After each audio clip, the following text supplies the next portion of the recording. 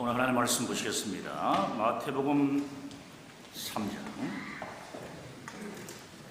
1절부터 우리 12절까지 말씀입니다. 자, 우리 한 절 한 절씩 교독하겠습니다.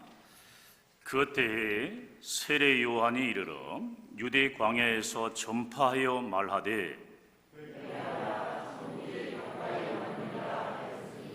그는 선지자 이사야를 통하여 말씀하신 자라 일렀으되 광야에서 외치는 자의 소리가 있어 이르되 너희는 주의 길을 준비하라 그가 오실 길을 곧게 하라 하였느니라.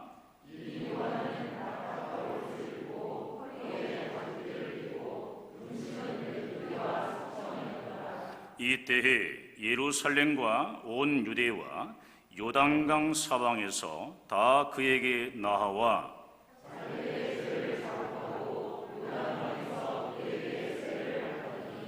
요한이 많은 바리새인들과 사두개인들이 세례 베푸는 대로 오는 것을 보고 이르되 독사의 자식들아 누가 너희를 가르쳐 임박한 진노를 피하라 하더냐. 속으로 아브라함이 우리 조상이라고 생각하지 말라. 내가 너에게 이르노니 하나님이 능히 이 돌들로도 아브라함의 자손이 되게 하시리라.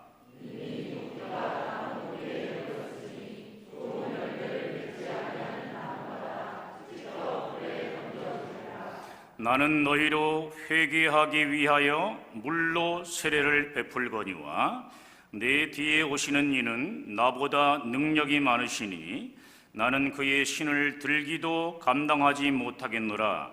그는 성령과 불로 너희에게 세례를 베푸실 것이요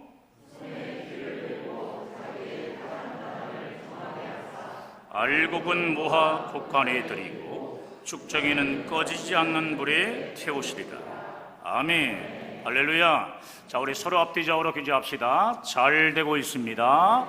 행복합니다. 기도하면 더 잘 됩니다. 오늘은 주님의 오심을 기다리는 대강절 마지막 네 번째 주일입니다. 오늘은 예수님보다 6개월 먼저 태어난 세례 요한이 이 땅에 오실 예수님의 길을 어떻게 준비했는지 말씀을 통해 은혜를 나누려고 합니다. 구약의 말라기 선지자 이후 400년간 하나님의 말씀을 전하는 선지자가 없어서 이스라엘 백성들은 하나님의 말씀을 듣지 못하고 있었습니다. 그래서 말라기 선지자 이후 세례 요한이 나타나기까지 400여 년의 기간을 가리켜서 신구약 중간 시대라고도 하고 또 암흑기, 침묵기라고도 합니다. 400여 년 동안 이스라엘 백성들에게 하나님의 말씀을 전해주는 선지자가 없었는데 하나님의 말씀을 외치는 세례 요한이란 선지자가 유대 광야에 혜성처럼 등장했으니 이스라엘 백성들이 얼마나 기뻐했겠습니까?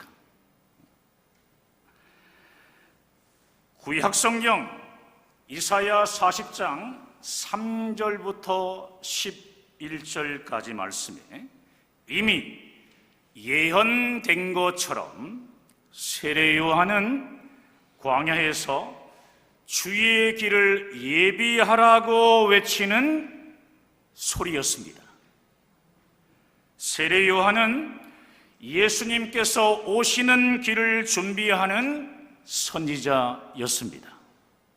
이사야 40장 3절부터 5절까지 말씀입니다. 자, 3절, 4절, 5절 우리 한음성으로 천천히 읽겠습니다. 외치는 자의 소리여 이르되 너희는 광야에서 여호와의 길을 예비하라. 사막에서 우리 하나님의 대로를 평탄하게 하라. 골짜기마다 도두어지며 산마다 언덕마다 낮아지며 고르지 아니한 곳이 평탄하게 되며 험한 곳이 평지가 될 것이요 여호와의 영광이 나타나고 모든 육체가 그것을 함께 보리라. 이는 여호와의 입이 말씀하셨느니라. 아멘. 주의 길을 예비하는 세례 요한은 가장 먼저 회개하라, 천국이 가까이 왔다는 말씀을 외쳤습니다. 주의 길을 예비하는 것은 자신이 죄인임을 알고 통에 자복하는 회개에서부터 시작되기 때문입니다. 출애굽 사건 이후 모세를 통해 율법 교육을 받은 이스라엘 백성들은 짐승의 피로 속죄의 제사를 드림으로 하나님께 거룩하게 나아갔습니다. 피 흘림이 없으면 죄사함이 없기에 피의 속죄를 통해 거룩한 하나님께 나아갔던 것입니다.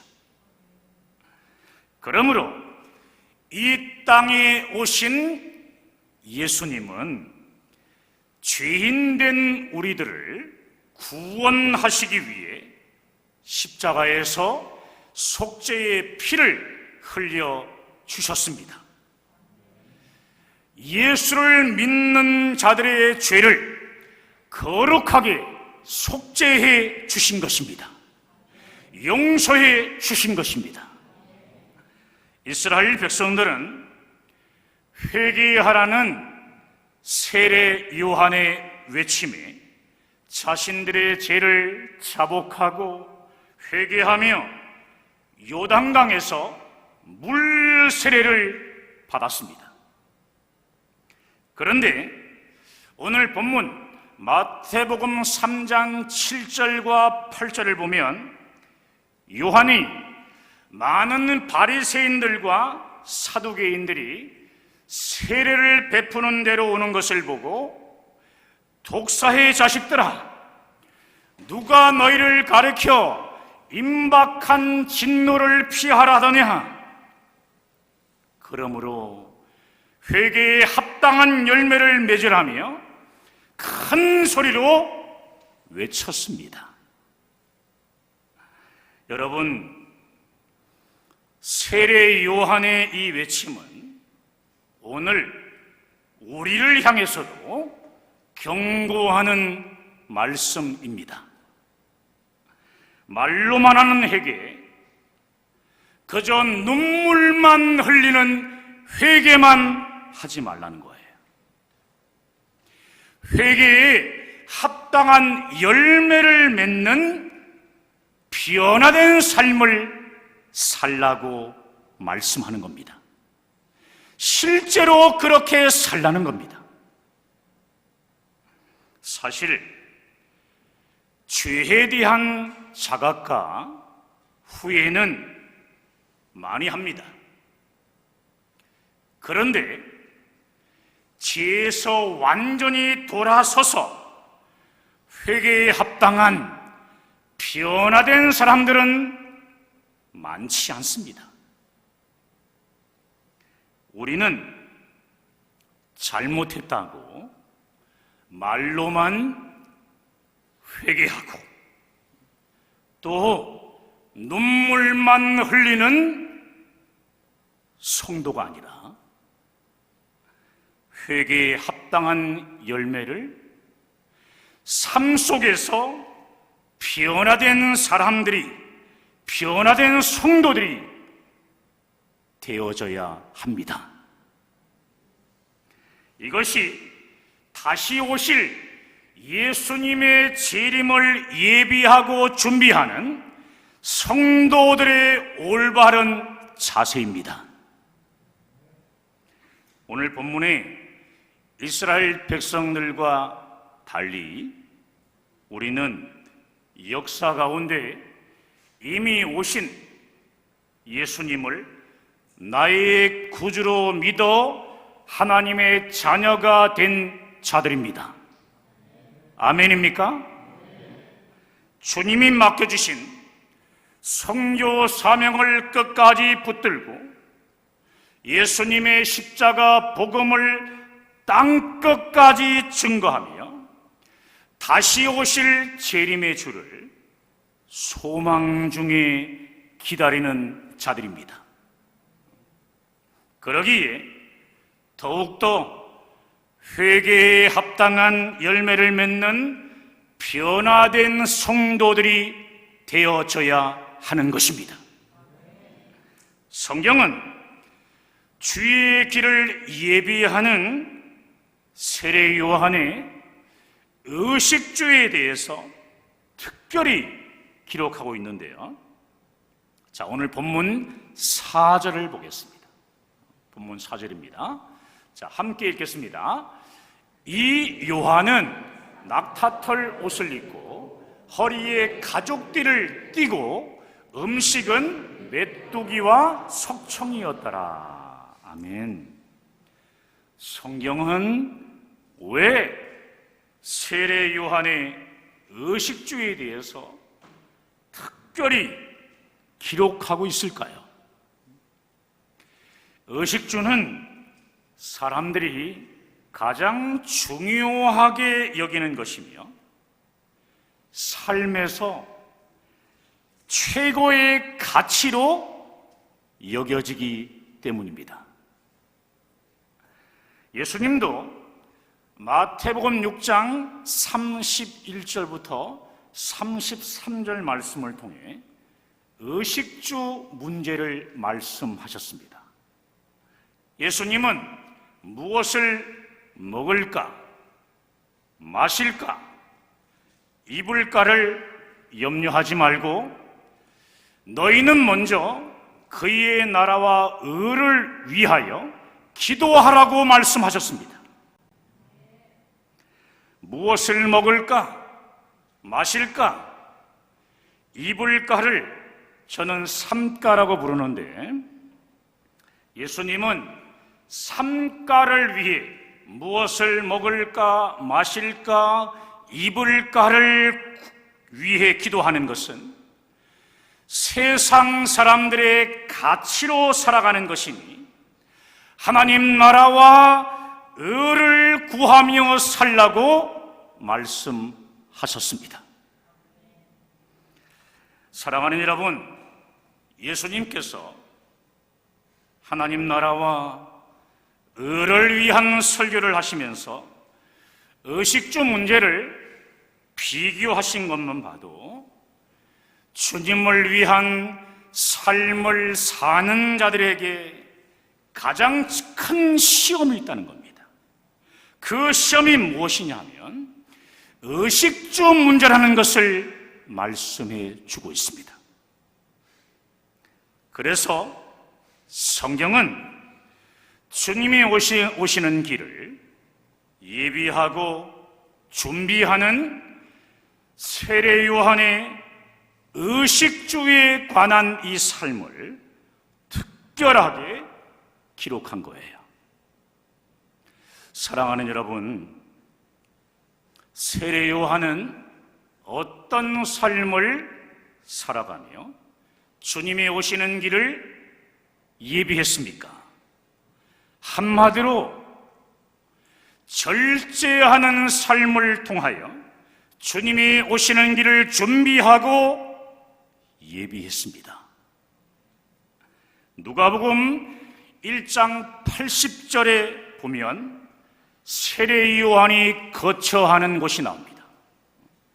빈들, 곧 광야입니다. 세례 요한의 거처는 광야라는 것입니다. 세례 요한은 어린 소년기부터 광야에서 자라고 광야에서 생활했습니다. 광야는 서부 영화의 황야처럼 거칠고 메마르고 환경이 열악한 곳입니다. 이러한 광야는 오직 하나님이 공급해 주시는 것으로만 살 수 있기 때문에 영적인 연단과 훈련을 받을 수 있는 최상의 장소입니다. 세례 요한은 광야에서 하나님이 공급해 주시는 것으로만 사는 절제된 삶을 살면서 주님이 오시는 길을 예비한 것입니다. 가죽뒤로 동여맨 세례 요한의 낙타 털 옷은 그 당시 광야 생활을 하는 가난한 사람들의 옷차림이었습니다. 또 세례 요한의 음식은 뭐라고 했습니까? 메뚜기와 석청이라고 했는데요, 이 메뚜기와 석청은 광야 생활을 하는 사람들 가운데 가난한 사람들의 음식이었습니다.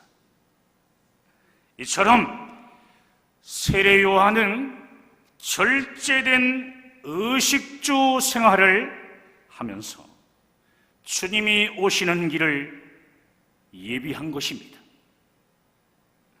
성경은 주님이 재림하시는 마지막 때에 멸망하는 사람들이 치중하는 것도 바로 이 의식주 문제라는 것을 가르쳐 주고 있습니다.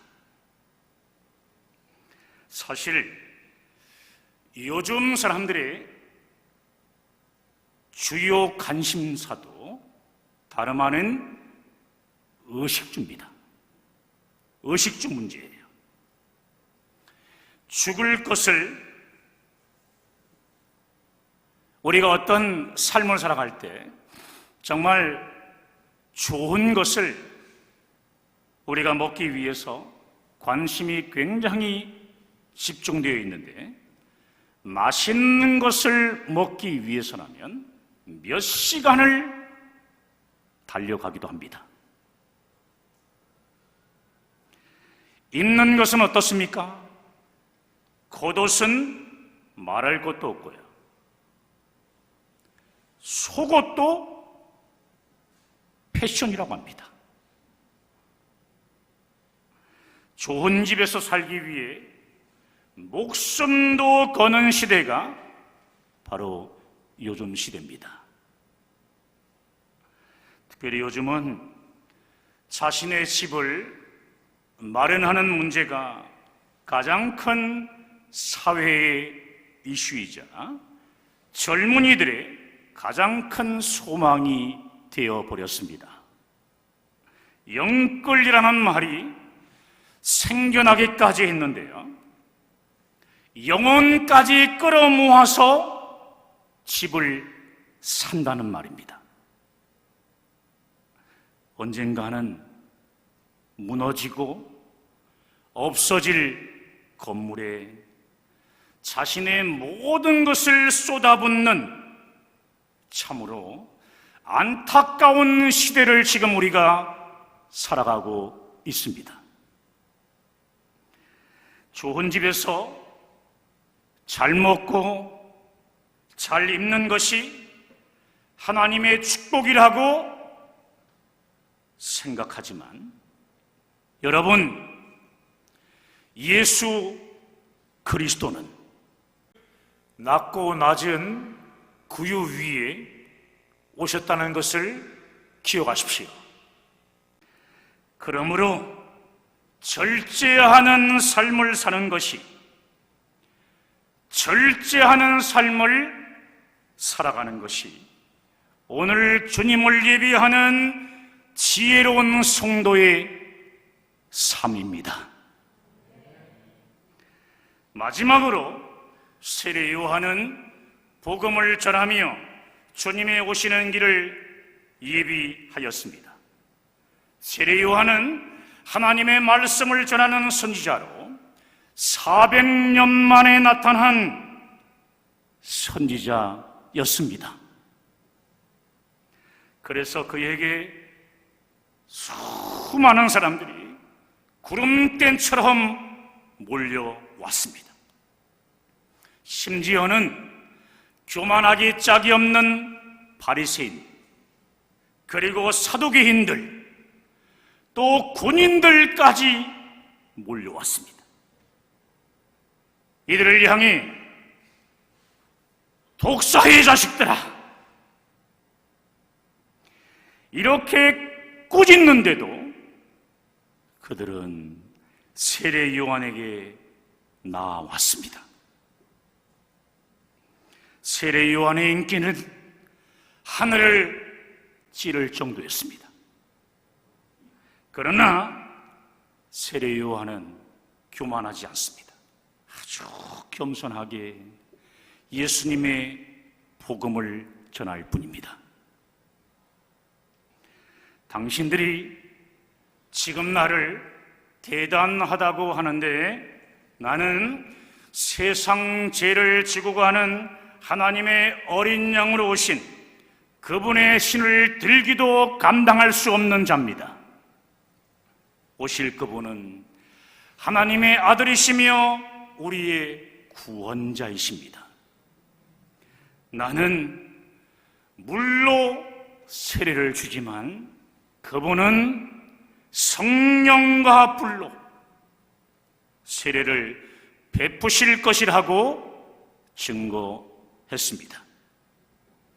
세례 요한은 구원자 예수님을 증거하며 주님을 기다리고 예비한 것입니다. 여러분, 우리도 세례 요한처럼 회개에 합당한 열매를 맺는 삶을 살아야 합니다. 세상 사람과는 다른 의식주의의 삶, 즉 절제 있는 삶을 살아야 합니다. 또한 예수님의 십자가 복음을 증거하며 성탄의 주님을 기다리며 또 재림의 주님을 기다려야 합니다. 이것이 바로 대강절 마지막 주일을 보내는 성도들의 바른 자세입니다. 오늘 말씀 붙잡고 우리 함께 기도하길 원합니다.